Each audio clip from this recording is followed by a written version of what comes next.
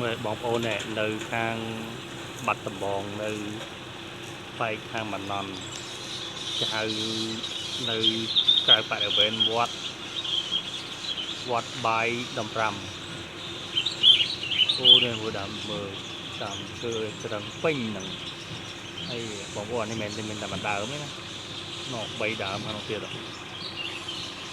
ខាងនេះឆ្ងាយទៅត្រឹងទាំងអស់អូច្រើនណាស់ហើយធំមិនតូចទេលោកអើយអូធំខ្លាំងណាស់នោះពេញទៅដើម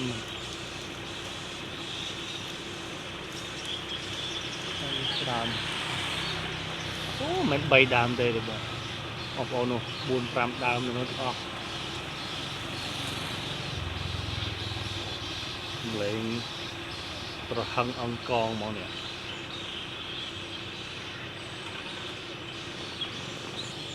នេះហើយទីតាំងបរិវេណវត្តស្វាយដំរាំ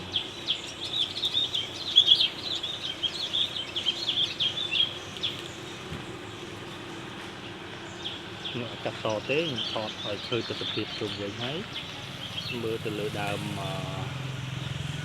នឹងមកវិញអូ